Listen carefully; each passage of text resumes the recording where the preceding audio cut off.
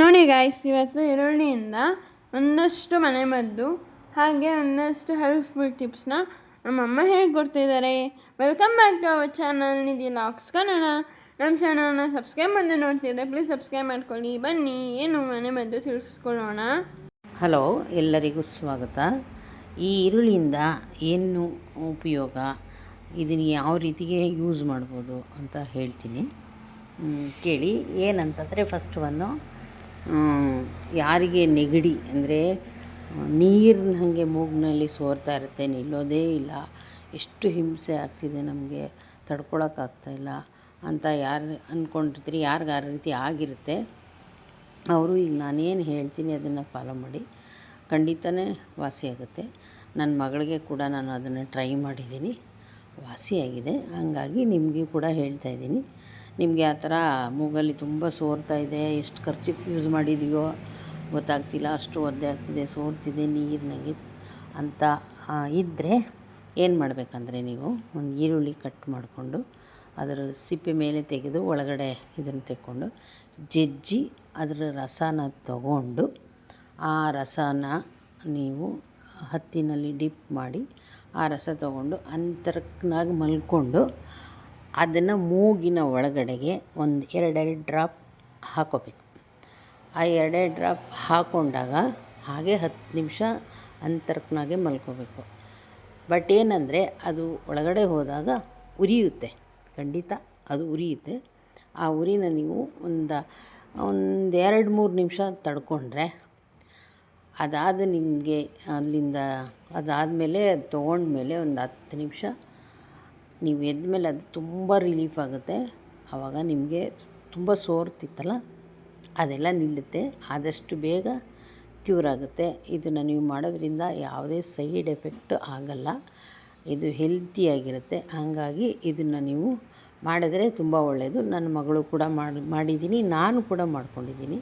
ಬೇರೆ ಮಾತ್ರೆಗಳು ಸುಮ್ಮನೆ ಎಲ್ಲ ತೊಗೊಳೋಕ್ಕಿಂತ ಅವು ಸೈಡ್ ಎಫೆಕ್ಟ್ ಆಗುತ್ತವೆ, ಅಲರ್ಜಿ ಆಗುತ್ತೆ, ಆಯಿತಾ, ತಕ್ಷಣಕ್ಕೆ ಕೂಡ ಹೋಗಲ್ಲ ಅದು.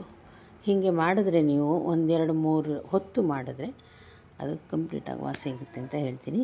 ಮತ್ತೊಂದು ಏನಂದರೆ, ತುಂಬ ಕೆಮ್ಮಿರುತ್ತೆ, ಕೆಮ್ಮು ಯಾವಾಗಲೂ ಕೊಹ ಅಂತ ಕೆಮ್ತಾನೆ ಇರ್ತೀವಿ, ನಿಲ್ಲೋದೇ ಇಲ್ಲ ಅನ್ನೋ ಟೈಮಲ್ಲಿ ಸಣ್ಣ ಈರುಳ್ಳಿ ಅಂತ ಬರುತ್ತೆ, ಸಾಂಬಾರು ಈರುಳ್ಳಿ ಅಂತ. ಆ ಸಣ್ಣ ಈರುಳ್ಳಿ ಮತ್ತು ಬೆಲ್ಲ ಇದೆರಡನ್ನೂ ಜಜ್ಜಿ ಅದನ್ನು ಬಾಯೊಳಗೆ ಹಾಕ್ಕೊಂಡು ಅದನ್ನು ಅಗೆದು ಜಗಿದು ನುಂಗಿದ್ರೆ ಅದು ಕೂಡ ನೀವು 1-2-3 ಸಲ ಅದನ್ನು ಟ್ರೈ ಮಾಡಿ. 3 ಹೊತ್ತು 2 ಹೊತ್ತು 3 ಹೊತ್ತು ತಿಂದರೆ ಬೆಳಗ್ಗೆನೆ ನಿಮ್ಮ ಕೆಮ್ಮು ಕೂಡ ವಾಸಿಯಾಗುತ್ತೆ. ಇದನ್ನು ನೀವು ಯೂಸ್ ಮಾಡ್ಕೊಳ್ಳಿ ಅಂತ ನನ್ನ ಕಡೆಯಿಂದ ಟಿಪ್ಸಾಗಿ ಹೇಳ್ತಾಯಿದ್ದೀನಿ. ಇಷ್ಟ ಆದರೆ ಲೈಕ್ ಮಾಡಿ, ಶೇರ್ ಮಾಡಿ, ಕಮೆಂಟ್ ಮಾಡಿ. ಮತ್ತು ರಾತ್ರಿ ಹೊತ್ತು ಊಟಕ್ಕೆ ಈರುಳ್ಳಿ ನೆಂಚ್ಕೊಂಡು, ಹಸಿ ಈರುಳ್ಳಿ ನೆಂಚ್ಕೊಂಡು ಊಟ ಮಾಡಿದ್ರೆ ಜೀರ್ಣ ಆಗುತ್ತೆ, ಆರೋಗ್ಯವಾಗಿರ್ಬೋದು. ಅದನ್ನು ಮಧ್ಯೆ ಮಧ್ಯೆ ಪಾಲಿಸಿ ಅಂತ ನಿಮ್ಮಲ್ಲಿ ನಾನು ರಿಕ್ವೆಸ್ಟ್ ಮಾಡ್ಕೊತೀನಿ. ನೀವು ಕೂಡ ಇದನ್ನು ರೆಸಿಪಿನ ಬೇರೆಯವ್ರಿಗೆ ಶೇರ್ ಮಾಡಿ, ನೀವು ಅದನ್ನು ಫಾಲೋ ಮಾಡಿ ಅಂತ ಹೇಳ್ತೀನಿ. ನನ್ನ ಮಗಳ ಚಾನಲ್ನ ನೋಡಿ ಸಬ್ಸ್ಕ್ರೈಬ್ ಮಾಡಿ, ಶೇರ್ ಮಾಡಿ, ಕಮೆಂಟ್ ಮಾಡಿ, ಲೈಕ್ ಮಾಡಿ. ಓಕೆ ಗೈಡ್ಸ್, ತುಂಬ ಥ್ಯಾಂಕ್ಸ್ ನಿಮಗೆಲ್ಲ. ನೋಡಿದ್ರಲ್ಲ ಗೈಸ್, ಈ ಈರುಳ್ಳಿಯಿಂದ ಇಷ್ಟೆಲ್ಲ ಮ್ಯಾಜಿಕ್ಕಾ ಅಂತ ನೀವು ಕೇಳ್ಬೋದು. ಆದರೆ ಅದಕ್ಕೆ ಉತ್ತರ ಹೌದು, ಖಂಡಿತ.